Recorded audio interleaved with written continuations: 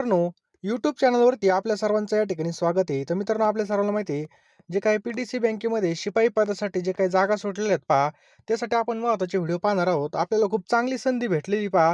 तुम्ही जर या ठिकाणी फॉर्म भरला असाल, तर नक्की व्हिडिओ शेवटपर्यंत पहा. तुम्हाला या व्हिडिओमधून नक्कीच फायदा होणार आहे. मित्रांनो, आपण बघा, या पी-टी-सी शिपाई भरतीसाठी बघा, एक सेपरेट WhatsApp ग्रुप तयार केलेला आहे पहा. त्याची लिंक खाली डिस्क्रिप्शन बॉक्समध्ये. तुम्हाला जर डिस्क्रिप्शन बॉक्स ओपन होत नसेल, जे काही व्हिडिओचं आपलं टायटल दिसतंय बघा, त्यावर क्लिक करा. जे नाव दिसतंय लगेच आपला डिस्क्रिप्शन बॉक्स ओपन होईल आणि त्या ठिकाणी आपण डायरेक्ट लिंक टाकलेली पहा. त्यावर क्लिक करून तुम्ही तो ग्रुप जॉइन करा आणि जर तुम्हाला जॉइन करता येत नसेल, तर जो काही आपला नंबर आहे 93 25 23 048 या नंबरला तुम्ही मला WhatsAppला हाय पाठवा आणि म्हणा, की मला बँकेच्या ग्रुपला ॲड करा. मी तुम्हाला एका मिनिटामध्ये या ठिकाणी ॲड करून घेईन पहा. खूपच महत्त्वाचे या ठिकाणी आपण या व्हिडिओची PDF सुद्धा त्याच ठिकाणी टाकणार आहेत. त्यामुळे ग्रुप नक्की जॉइन करा. पहिला प्रश्न आहे मित्रांनो, आपल्या या ठिकाणी व्हिडिओ शेवटपर्यंत पहा. भारतीय औद्योगिक विकास बँकेची उपबँक लघु उद्योग क्षेत्रामध्ये कार्यरत आहे. तर मित्रांनो, कोणती आहे तर लक्षात ठेवायचं आहे. ऑप्शन क्रमांक ब SIDBI. ऑप्शन क्रमांक ब आपल्या याचं बरोबर उत्तर आहे पहा. दुसरा प्रश्न आहे बघा, आयात निर्यात उद्योगामध्ये कार्यरत असलेल्या बँकामध्ये समन्वय साधण्याचं कार्य कोणती बँक करते? तर मित्रांनो, कोणती बँक करते तर एक्झिम बँक करत असते बा. लक्षात ठेवायचं आहे एक्झिम. पुढील प्रश्न आहे मित्रांनो, स्वातंत्र्यपूर्व काळामध्ये भारतात झालेल्या टिंबटिंब या चळवळीमुळे भारतामध्ये व्यापारी बँकेच्या स्थापनेला प्रोत्साहन मिळाले. तर मित्रांनो, स्वदेशी चळवळ 1905. मित्रांनो, याचं काय होईल? योग्य उत्तर होईल. पुढचा प्रश्न मित्रांनो, टिंबटिंब या दशकाने भारतामधील बँकिंग व्यवसायास फार मोठा धक्का दिला. जवळजवळ 488 बँका या दशकामध्ये बुडाल्या होत्या. तर मित्रांनो, लक्षात ठेवायचे पहा, 1940 ते 49 या दशकामध्ये याचं बरोबर उत्तर आहे. पुढील प्रश्न आहे मित्रांनो, की 12 जुलै 1969 रोजी भारतातील 14 मोठ्या बँकांचं राष्ट्रीयकरण करण्यात आलं. तर या बँकांचं राष्ट्रीयकरण करताना कोणता निकष लावला गेला? तर मित्रांनो, कोणता निकष या ठिकाणी लावला गेला? तर 50 कोटी रुपयांहून अधिक ठेवी हा निकष मित्रांनो या ठिकाणी लावण्यात आला होता. 50 कोटीपेक्षा अधिक ठेवी या ठिकाणी हा निकष होता पहा. भारतामध्ये ईस्ट इंडिया कंपनीच्या सेवक वर्गाने प्राथमिक स्वरूपाचा बँक व्यवसाय सुरू केला होता. ते चालवीत असलेल्या बँकांना टिंब-टिंब अशी संज्ञा होती. तर मित्रांनो, कशी संज्ञा होती या ठिकाणी जर पाहिलं, तर याचं योग्य उत्तर होईल पहा ऑप्शन क्रमांक ब एजन्सी हाऊसेस ही संज्ञा होती पहा. चला पुढचा प्रश्न आहे मित्रांनो, खालीलपैकी कोणतं विधान बरोबर आहे? तर बरोबर विधान मित्रांनो आपल्याला या ठिकाणी ओळखायला लावलेलं आहे. तर मित्रांनो पहा, रिझर्व्ह बँक ही केंद्र व राज्य शासनाची बँक म्हणून कार्य करते, हे बरोबर आहे पहा. ती व्यापारी बँकाची बँक म्हणून कार्य करते, हे सुद्धा बरोबर आहे. आणि मित्रांनो, ती राज्य सहकारी बँकांची बँक आहे. ही सगळे विधानं बरोबर आहेत मित्रांनो. म्हणजे विधान 1, 2, 3 हे तीनही विधानं या ठिकाणी योग्य आहेत. चला पुढील प्रश्न आहे मित्रांनो, की खालीलपैकी कोणती विधाने बरोबर आहेत? पुन्हा मित्रांनो, कोणती विधाने बरोबर आहेत आपल्याला विचारलंय. तर मित्रांनो, लक्षात ठेवा, रिझर्व्ह बँक रुपया विनिमय दरावर नियंत्रण ठेवण्याचं कार्य करते, हे एकदम बरोबर आहे. ती आंतरराष्ट्रीय नाणेनिधीवर भारताचं प्रतिनिधित्व करते, हे सुद्धा बरोबर आहे. आणि देशातील व्याजदर नियंत्रण ठेवण्याची जबाबदारी रिझर्व्ह बँकेची, हे सुद्धा बरोबर आहे. तर मित्रांनो पहा, तीनही विधानं या ठिकाणी बरोबर आहेत पहा. पुढचा प्रश्न बघा, पुन्हा आहे, खालीलपैकी कोणतं विधान बरोबर आहे? बघा, खालीलपैकी कोणतं विधान या ठिकाणी बरोबर आहे? तर मित्रांनो, या ठिकाणी जर पाहिलं तर पहा, रिझर्व्ह बँक बघा ₹1 व कमी किमतीची नाणी व नोटा छापित नाही, हे सुद्धा बरोबर आहे. ही जबाबदारी भारत सरकारच्या अर्थ खात्याची, हे सुद्धा बरोबर आहे. मात्र या नोटा आणि नाणी यांचं वितरण आणि वाटप रिझर्व्ह बँकेकडूनच केलं जातं, हे सुद्धा बरोबर आहे. तर मित्रांनो, तीनही विधानं या ठिकाणी योग्य आहेत पहा. अतिशय सुंदर संधी या ठिकाणी भेटलेली पहा आपल्याला बँकेमध्ये शिपाई भरतीची मित्रांनो. यामध्ये तुम्हाला 10,000 प्रश्न मी देणार आहे पहा. अतिशय महत्त्वाचे प्रश्न असणार आहेत. यामध्ये तुम्हाला जो काही सिलेबस दिलेला आहे मित्रांनो, या सिलेबसनुसार तुम्हाला या ठिकाणी 10,000 प्रश्न मिळणार आहेत पहा. या ठिकाणी जर पाहिलं तर मित्रांनो, याची किंमत फक्त ₹399 ठेवलेली. यामध्ये तुम्हाला सर्व विषय भेटणार आहेत पहा. एका वर्षाची चालू घडामोडी, शेती, त्याच्यानंतर बँकिंग सहकार, जी कृषी आणि ग्रामीण अर्थव्यवस्था, बुद्धिमत्ता मित्रांनो, सगळं मटेरियल तुम्हाला मी देणार आहे. सोबत मित्रांनो, बुद्धिमत्ताचे जे काही महत्त्वाचे व्हिडिओज असतील टॉपिकचे, हे सुद्धा तुम्हाला मी याच कोर्समध्ये देणार आहे मित्रांनो. त्यासाठी तुम्हाला काय करायचं आहे, जो काही आपला नंबर दिसतोय 93 25 23 048 या नंबरला ₹399 सेंड करायचे आहेत आणि याच नंबरला मित्रांनो त्याचा स्क्रीनशॉट टाकायचा आहे.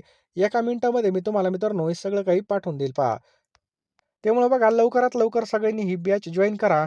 कारण की मित्रांनो पहा, आता आपण एवढे पेमेंट करणार आहे फॉर्म भरण्यासाठी बघा आपले किती पैसे गेले तुम्हीच पाहिलंय. तिथे जाऊन आपल्याला काही ना काही आलं पाहिजेल. पेपरला सुद्धा आपला स्कोर आला पाहिजेल. यासाठी मित्रांनो आपण ही बॅच लॉन्च केली मित्रांनो. लवकरात लवकर सर्वांनी जॉइन करून घ्या. या सिलेबसनुसार मित्रांनो तुम्हाला या ठिकाणी अतिशय महत्त्वाचे प्रश्न मी देणार आहे. लवकरात लवकर जॉइन करून घ्या. तर पैशाकडे बघू नका. पैसे आज ना उद्या कमवता येतील, परंतु गेलेली वेळ परत येणार नाही पहा. नंतर पस्तावा करण्यापेक्षा आत्ताच तुम्ही लवकरात लवकर जॉइन करून घ्या. ₹399 आपण कुठेही खर्च करतो, परंतु योग्य ठिकाणी लावा. नक्कीच फायदा होईल. तुम्ही व्हिडिओ पाहिला आपण किती क्वालिटीचे प्रश्न घेतले. नक्कीच तुम्हाला याचा फायदा होणार आहे आणि घवघवीत यशासाठी मित्रांनो लवकरात लवकर घेऊन टाका. लगेच फोनपेमध्ये जा, पेमेंट करा, स्क्रीनशॉट पाठवा. जास्त काही सांगत नाही. परत पहा मित्रांनो, खालीलपैकी कोणतं विधानही बरोबर आहेत. तर कोणते विधानं बरोबर आहेत पहा या ठिकाणी. तर भारतामध्ये व्यापारी बँक पद्धती ही आत्तापर्यंत विकासभिमुख राहिलेली असून सन 1969 पासून या माध्यमामधून उपेक्षित आणि दुर्बल घटकाकडे विशेष लक्ष दिलं जात आहे. तर मित्रांनो या ठिकाणी पहा दोन्ही विधानं ही काय आहेत? योग्य आहेत पहा. पुढील प्रश्न आहे मित्रांनो, खालीलपैकी कोणतं विधान बरोबर आहे? खालीलपैकी कोणतं विधान बरोबर आहे? तर पहिलं विधान आहे मित्रांनो, भारतीय चलन वितरणाची संपूर्ण जबाबदारी रिझर्व्ह बँक ऑफ इंडियावर आहे. या ठिकाणी पहिलं विधान या ठिकाणी बरोबर आहे. म्हणजे ऑप्शन क्रमांक ब हे याचं बरोबर उत्तर आहे पहा. पहिलं विधान योग्य आहे पहा. सवलतीचा व्याजदर ही संकल्पना कोणत्या समितीने ताज्य केली? तर मित्रांनो लक्षात ठेवा एन नरसिंहम पर्याय क्रमांक ब या समितीने मित्रांनो याचं बरोबर उत्तर आहे पहा. एन नरसिंहम. पुढील प्रश्न आहे मित्रांनो, अग्रणी बँकेच्या स्थापनेची बीज गाठगेळी समितीच्या शिफारशीत असली तरी ही संकल्पना कोणत्या समितीच्या अहवालाअन्वये 1969 अधिक विकसित केली गेली? तर मित्रांनो याचं योग्य उत्तर आहे पहा. ऑप्शन क्रमांक ड एफ के एफ नरीम याचं योग्य उत्तर आहे पहा. सन 1955 मध्ये इम्पिरियल बँकेचे राष्ट्रीयकरण होऊन स्टेट बँक ऑफ इंडिया अस्तित्वात आली. तर ही इम्पिरियल बँक मद्रास, चेन्नई, कलकत्ता, कोलकाता येथील प्रेसिडेन्सी बँकांचं एकत्रीकरण होऊन सन टिंबटिंबमध्ये स्थापन झाली होती. तर मित्रांनो ही कधी स्थापन झाली होती? तर याचं योग्य उत्तर काय होईल मित्रांनो? तर ऑप्शन क्रमांक ब 1921 याचं काय होईल? बरोबर उत्तर आहे 1921 ला स्थापन झाली होती. पुढील प्रश्न आहे मित्रांनो, टिंबटिंब समितीने डिसेंबर 1991 मध्ये सादर केलेल्या आपल्या अहवालामध्ये परकीय बँकांनी देशामध्ये शाखा उघडण्यासाठी उदार धोरण स्वीकारावे अशी शिफारस केली होती. तर मित्रांनो अशी शिफारस कोणी केली होती असं या ठिकाणी विचारलंय. तर एम नरसिंहम ऑप्शन क्रमांक अ आपल्या याचं बरोबर उत्तर होईल. एम नरसिंहम. रिझर्व्ह बँकेकडून करण्यात येत असलेल्या द्रव्यविषयक धोरणाचं आणि व्यवस्थापनाचं सर्वेक्षण करून सुधारणा सुचवण्यासाठी 1982 मध्ये नेमण्यात आलेल्या टिंबटिंब समितीने आपला अहवाल 1985 मध्ये सादर केला. तर मित्रांनो कोणती समितीने सादर केला?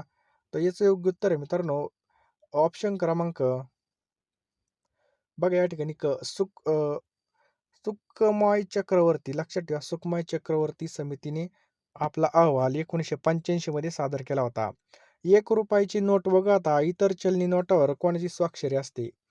तर मित्रांनो जे काही रिझर्व्ह बँकेचे गव्हर्नर आहेत पहा त्यांची स्वाक्षरी असते. अनुसूचित बँक म्हणजे टिंबटिंब. तर बघा अनुसूचित बँक म्हणजे कोणती बँक? तर बघा रिझर्व्ह बँकेचे अनुसूची 2 मध्ये नमूद केलेली बँक यालाच काय म्हणतात? अनुसूचित बँक म्हणतात.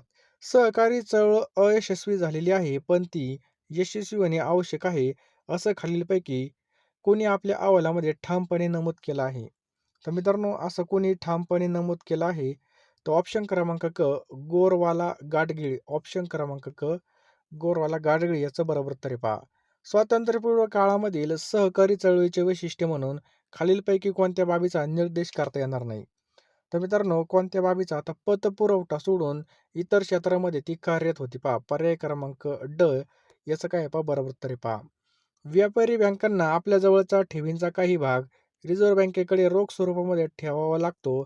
यास राखीव रोखीव निधी म्हणजे CRR असं म्हणतात. या राखीव निधीचं प्रमाण किती टक्के इतकं असतं? तर 3 ते 15% इतकं असतं पहा. लक्षात ठेवायचं आपल्याला 3 ते 15% याचं बरोबर उत्तर आहे पहा. पुढील प्रश्न आपल्या स्क्रीनवर आहे मित्रांनो. सरकारी बँक या नात्याने रिझर्व्ह बँकने अनेकविध कामे पार पडले, तर खालीलपैकी कोणत्या कामाचा त्यामध्ये समावेश होत नाही? तर मित्रांनो त्यामध्ये कोणत्या कामाचा समावेश होत नाही? तर शेअर बाजारावर नियंत्रण ठेवणे. ऑप्शन क्रमांक क याचं काय आहे? बरोबर उत्तर आहे पहा. भारतीय नाणे बाजारामध्ये रिझर्व्ह बँकेचं नेमकं स्थान म्हणजे? तर शिखर स्थानावरून देखरेख आणि नियंत्रण ऑप्शन क्रमांक क याचं काय पहा बरोबर उत्तर आहे पहा. कोणत्या कारणावरून सर्वोच्च न्यायालयाने बँकांचं राष्ट्रीयकरण करण्याचा निर्णय फेटाळून लावला होता? तर मित्रांनो भेदाभेदीची नीतीचा वापर याचं काय आहे पहा बरोबर उत्तर आहे पहा. प्राधान्य विभाग ही संकल्पना टिंबटिंब या मूळ कार्यक्रमावर आधारलेली आहे. तर मित्रांनो कोणत्या कार्यक्रमावर आधारलेली आहे? तर 20 कलमी कार्यक्रम ऑप्शन क्रमांक ब 20 कलमी कार्यक्रम याचं बरोबर उत्तर आहे पहा. क्षेत्र निश्चिती आणि क्षेत्रानुसार पतनिर्मिती हे सूत्र राष्ट्रीयकृत बँकेच्या कोणत्या योजनेमागे आहे? तर मित्रांनो कोणत्या योजनेमागे आहे? तर याचं योग्य उत्तर आहे पहा ऑप्शन क्रमांक अ अग्रणी बँक योजना. पर्याय क्रमांक अग्रणी बँक योजना. अग्रणी बँका त्यांच्या क्षेत्रामधील अन्य पतपुरवठा संस्थांमध्ये समन्वय साधण्यास कमी पडल्याचं मत खालीलपैकी कोणत्या आयोगाने मांडलं आहे? तर मित्रांनो कोणत्या आयोगाने मांडलेलं आहे? त्याचं योग्य उत्तर होईल पहा ऑप्शन क्रमांक क सरैया आयोग याचं काय आहे पहा बरोबर उत्तर आहे पहा. पुढील प्रश्न आपल्या स्क्रीनवर आहे मित्रांनो. आयोगाने अग्रणी बँक योजना सदोष असल्याचं सांगून जिल्ह्याचा विकास आणि विहू राज्य सरकारने ठरवावा असं मत प्रकट केलं. तर मित्रांनो लक्षात ठेवायचं आहे आपल्याला ऑप्शन क्रमांक ब सरैया आयोगाने. कोणत्या? सरैया. लघु आणि कुटीर उद्योगांना उत्तेजन देणाऱ्यांच्या संदर्भामध्ये स्टेट बँकेने पोतवाकार घ्यावा असं कोणत्या अभ्यास गटाने सुचवलं आहे? तर मित्रांनो कोणत्या अभ्यास गटानं सुचवलेलं आहे? तर लक्षात ठेवायचं आपल्याला ऑप्शन क्रमांक अ गाडगीळ गोरवाला याचं बरोबर उत्तर आहे पहा. भारतामध्ये नाणे बाजारामध्ये परदेशी बँकांना मुक्त प्रवेश असावा अशी सूचना खालीलपैकी कोणत्या आयोगाने या समितीला केली आहे? तर मित्रांनो वा समितीने केली आहे. तर नरसिंहम याचं बरोबर उत्तर आहे पहा. ऑप्शन क्रमांक नरसिंहम. पैकी कशाचं लघु रूप आहे? तर आपल्या सर्वांना माहित पाहिजे सोनार हे कशाचं लघु रूप आहे? तर साऊंड नेव्हिगेशन अँड रँकिंग याचं बरोबर उत्तर आहे पहा. सोनार तंत्रज्ञानाचा उपयोग बघा पाण्याखाली वस्तूचं अंतर, दिशा आणि वेग जे काही काढण्यासाठी होतं बघा यामध्ये श्राव्यातील ध्वनी तरंग वापरला जातो. चला पुढचा प्रश्न आहे मित्रांनो, की ध्वनीचा कोणत्या माध्यमामध्ये वेग सर्वात जास्त असतो? ध्वनीचा कोणत्या माध्यमात सर्वात जास्त वेग असतो? तर स्थायू. पर्याय क्रमांक 2 मित्रांनो लक्षात ठेवा. स्थायूमध्ये सर्वात जास्त वेग असतो पहा. तर मित्रांनो माध्यमानुसार ध्वनीचा वेग बदलतो. ध्वनीचा क्रम बघा स्थायू, द्रव, वायू असा असतो. निर्वात पोकळीमध्ये ध्वनीचा वेग काय असतो? 0 असतो पहा. निर्वात पोकळीमध्ये. पुढील प्रश्न आहे मित्रांनो, ध्वनीचा वेग खालीलपैकी कोणत्या पदार्थामध्ये जास्त असतो? तर मित्रांनो लक्षात ठेवा ॲल्युमिनियममध्ये मित्रांनो याचं बरोबर उत्तर आहे पहा. लक्षात ठेवा ॲल्युमिनियम हे याचं बरोबर उत्तर आहे पहा. ॲल्युमिनियम. स्थायू माध्यमामध्ये ध्वनीचा वेग सर्वात जास्त असतो. ध्वनीचा वेग मीटर प्रति सेकंद. निर्वात पोकळीमध्ये 0, हवेमध्ये 340, दारूमध्ये बघा 1200, पाण्यामध्ये 1500, काचेमध्ये 3980, लोहामध्ये 5980 आणि ॲल्युमिनियममध्ये असतो 6420. नेक्स्ट क्वेश्चन आहे मित्रांनो, इंद्रधनुष्यामध्ये वरुण आणि क्रमे तिसऱ्या क्रमांकावर असणारा रंग कोणता आहे? तर मित्रांनो लक्षात ठेवा पर्याय क्रमांक 1 पिवळा हे आपल्या याचं काय होईल बरोबर उत्तर होईल पहा. पिवळा काय होईल याचं योग्य उत्तर होईल. इंद्रधनुष्यामध्ये वरून खाली क्रम तांबडा, नारंगी, पिवळा, हिरवा, निळा, पारवा, जांभळा असा असतो पहा. पुढील प्रश्न आपल्या स्क्रीनवरती आहे. मानवी ध्वनी ऐकण्याची मर्यादा किती आहे? बघा आपण जे माणूस आहेत बघा त्याची ध्वनी ऐकण्याची मर्यादा किती आहे? तर लक्षात ठेवा 20 एच-झेड ते 20,000 एच-झेड. लक्षात ठेवायचं आहे पहा मित्रांनो 20 एच-झेडपेक्षा कमी ध्वनी किंवा 20,000 एच-झेडपेक्षा जास्त ध्वनी सर्वातील ध्वनी माणसाला ऐकू येत नाही पहा. मनुष्य 20 ते 20,000 एच-झेड पर्यंतचा ध्वनी या ठिकाणी ऐकू शकतो. पुढचा प्रश्न आहे मित्रांनो, जेव्हा शुभ्र प्रकाश लोलकावर पडतो त्यावेळेस आपत्ती असतो पहा. त्यावेळेस 7 रंग वेगवेगळ्या कोनामधून वाहतात. यामध्ये कोणता रंग अनुक्रमे सर्वात कमी आणि सर्वात जास्त वळतो? तर मित्रांनो लक्षात ठेवा, यामध्ये जर पाहिलं तर लाल आणि जांभळा रंग याचं बरोबर उत्तर आहे पहा. काय? लाल आणि जांभळा रंग. समजलं? तर लाल रंगाची वारंवारता सर्वात कमी असते म्हणून तो सर्वात कमी वळतो. तर जांभळा रंग सर्वात जास्त वळत असतो पहा. समजलं? चला पुढचा प्रश्न आपल्या स्क्रीनवरती पहा, की खालीलपैकी सर्वात कमी अपवर्तनांक कोणाचा असतो? तर मित्रांनो लक्षात ठेवा हवेचा असतो पहा. पर्याय क्रमांक 1 हवा. बघा हवेचा अपवर्तनांक 1.0003 हा सर्वात कमी असतो. तर हिऱ्याचा अपवर्तनांक हा बघा 2.42 हा सर्वात जास्त असतो पहा. लांबट झाल्याने डोळ्यातील भिंग आणि डोळ्यातील दृष्टीपटल यांच्यामधील अंतर वाढल्यास काय होतं? तर यंत्रेमध्ये मित्रांनो निकट दृष्टीदोष तयार होतो. पहा लक्षात ठेवा. निकट दृष्टीदोषामध्ये व्यक्ती जवळच्या वस्तू व्यवस्थित पाहू शकते, परंतु दूरच्या वस्तू स्पष्टपणे पाहू शकत नाही. तर हा दोष अंतर्वक्र भिंगाच्या सहाय्याने सुधारता येतो. कलर ब्लाइंड हा दृष्टीदोष असणारी व्यक्ती खालीलपैकी कोणत्या रंगामध्ये फरक करू शकत नाही. तर मित्रांनो लक्षात ठेवा कोणत्या रंगामध्ये फरक करू शकत नाही. तर लाल आणि हिरवा ऑप्शन क्रमांक 3 लाल आणि हिरवा याचं बरोबर उत्तर आहे पहा. रंग आंधळेपणा हा अनुवांशिक आजार असून यामध्ये लाल आणि हिरव्या रंगामध्ये फरक कळत नाही पहा. चला पुढील प्रश्न आहे मित्रांनो समुद्राची खोली मोजण्यासाठी काय वापरतात? तर समुद्राची खोली मोजण्यासाठी मित्रांनो सोनार तंत्रज्ञान हे वापरतात पहा. सोनार तंत्रज्ञानाचा उपयोग पाण्याखालील वस्तूचा अंतर, दिशा आणि वेग मोजण्यासाठी केला जातो. प्रकाश प्रदूषण म्हणजे काय? प्रकाश प्रदूषण म्हणजे काय? तर रात्रीच्या आकाशामध्ये जास्त कृत्रिम प्रकाशाचं काय पहा बरोबर उत्तर आहे पहा. रात्रीच्या आकाशामध्ये जास्त कृत्रिम प्रकाश आपण वापरत असलेल्या अधिक कृत्रिम प्रकाशामुळे आकाशातील खगोलीय वस्तूंच्या निरीक्षणावर परिणाम होतो, ज्याला प्रकाश प्रदूषण असं म्हणतात पहा. खालीलपैकी कोणत्या माध्यमामधून ध्वनीचं सर्वाधिक वेगाने वहन होतं?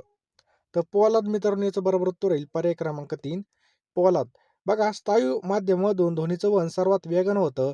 निर्वात पोकळीमधून ध्वनी वाहत नाही कारण ध्वनी वाहनासाठी माध्यमाची गरज असते पहा. सूर्य क्षितिजाच्या थोड्या खाली असताना देखील आपल्याला दिसतो याचं कारण काय आहे? तर मित्रांनो याचं कारण आपल्याला विचारलंय तर याचं कारण आहे मित्रांनो लक्षात ठेवा पर्याय क्रमांक 2 अपवर्तन. लक्षात ठेवायचं आपल्याला अपवर्तन. प्रकाश एका माध्यमामधून दुसऱ्या माध्यमात जाताना दिशा बदलतो. बघा द्रव, वायू इत्यादी ज्यामुळे प्रकाशाचं काय होतं अपवर्तन होतं पहा. चला पुढचा प्रश्न आहे मित्रांनो, की प्रकाशाचं अस्तित्व ज्या सूक्ष्म कणामुळे तयार होतं त्या कणांना काय म्हणतात? तर मित्रांनो त्या कणांना काय म्हणतात? फोटॉन असं म्हणतात पहा. पर्याय क्रमांक 3 फोटॉन असं म्हटलं जातं पहा. प्रकाशाचं अस्तित्व ज्या सूक्ष्म कणामुळे तयार होतं त्यांना फोटॉन म्हणतात. वनस्पती प्रकाशाच्या साहाय्याने फोटॉनने अन्न तयार करतात पहा. आणि प्रकाशामुळे सजीवांचं अस्तित्व टिकून राहतं. इलेक्ट्रॉनला आपण माहिती आहे बघा असं इलेक्ट्रॉन असतं. त्याच्यानंतर प्रोटॉनवर प्लस असतं आणि न्यूट्रॉन काय असतो? अणूच्या केंद्रकामध्ये असतं पहा. तारांच्या लुकलुकण्याचं कारण कोणतं आहे? तर बघा वायुमंडळामधील वायूचा बदलता अपवर्तनांक. बघा प्रकाश एका माध्यमातून दुसऱ्या माध्यमात वायूतून द्रावाकडे जाताना त्या ठिकाणी दिशा बदलतो. त्याला प्रकाशाचं अपवर्तन म्हणतात. ज्यामुळे तारे काय होतात? लुकलुकताना दिसतात पहा. पुढचा प्रश्न आहे मित्रांनो, तापमान 10 डिग्री सेल्सिअसने वाढ झाल्यास ध्वनीच्या हवेतील वेग किती वाढतो? तर मित्रांनो ध्वनीचा हवेमधील वेग किती वाढतो? तर या ठिकाणी जर पाहिलं तर पर्याय क्रमांक 3 मित्रांनो 6 मीटर प्रति सेकंद याचं काय होईल? बरोबर उत्तर होईल पहा. ध्वनीचं प्रसारण कशातून होत नाही? तर ध्वनीचं प्रसारण मित्रांनो निर्वात पोकळीमधून होत नाही पहा. ज्यामध्ये वायू नाही त्यामधून. ध्वनीच्या प्रसारासाठी माध्यमाची आवश्यकता असते, ज्यामुळे निर्वात पोकळीमधून ध्वनी तरंगाचं वहन होत नाही. वटवाघूळ अंधारामध्ये उडू शकतात याचं कारण काय आहे? तर मित्रांनो लक्षात ठेवा त्यांनी निर्माण केलेल्या ध्वनिलहरी त्यांना मार्गदर्शक ठरतात. हेच याचं काय पहा मुख्य कारण आहे.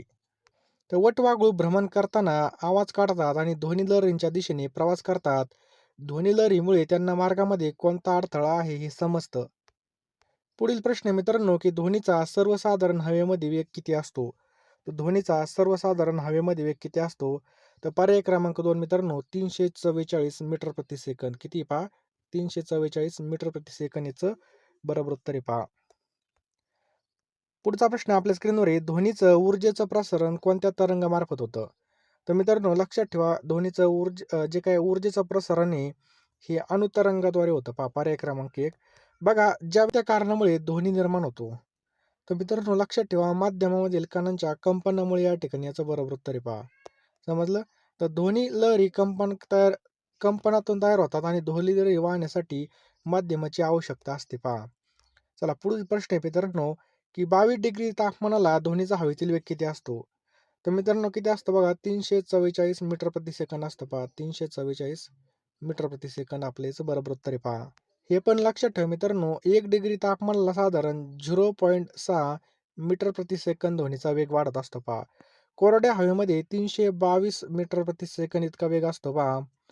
कक्ष तापमानाला 340 मीटर प्रति सेकंद इतका वेग असतो. आणि मित्रांनो 22 डिग्री तापमानाला 344 आणि 25 डिग्री तापमानाला किती असतो? तर 346 मीटर प्रति सेकंद असतो पहा.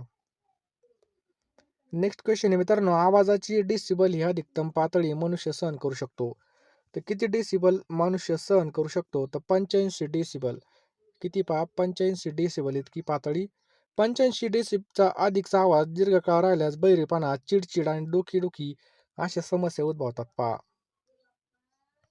पुढचा प्रश्न आहे मित्रांनो, ध्वनीचा वेग हा हवेपेक्षा पाण्यामध्ये कसा असतो? तर मित्रांनो खूपच अधिक असतो पहा. लक्षात ठेवायचं आहे, खूपच अधिक असतो पहा.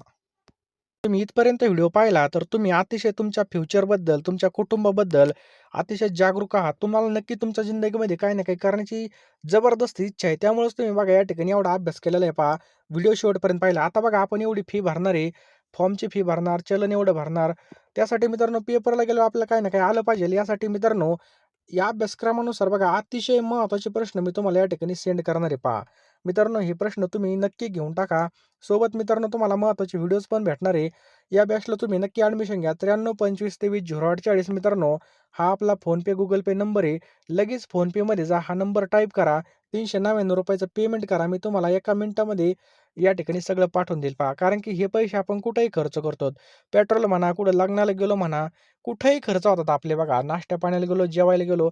परंतु मित्रांनो आपण योग्य ठिकाणी पैसे लावले. आता ही तुमची इन्व्हेस्टमेंट आहे पहा. गुंतवणूक आहे पहा तुमच्या भविष्यासाठी. त्यामुळे लवकरात लवकर घेऊन टाका.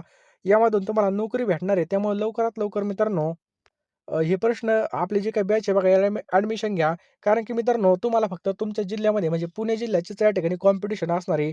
डायरेक्ट बघा बाकीच्याचं जराशी कमी झालेलं आहे पहा. त्यामुळं लवकरात लवकर ॲडमिशन घ्यायचं आहे. वेळ अजिबात वाया घालवू नका बघा. रात्रीचा दिवस करा, दिवसाची रात्र करा. स्वतःला पूर्णपणे या ठिकाणी झोकून घ्या. पण ही पोस्ट नक्की भेटली पाहिजे असा अभ्यास आपण सर्व मिळून करू पहा. नक्कीच फायदा होईल मित्रांनो. 93 25 23 0840 हा आपला फोनपे, गुगल पे नंबर आहे. ₹399 सेंड करा. मी तुम्हाला एका मिनिटामध्ये सगळं पाठवून देईल पहा.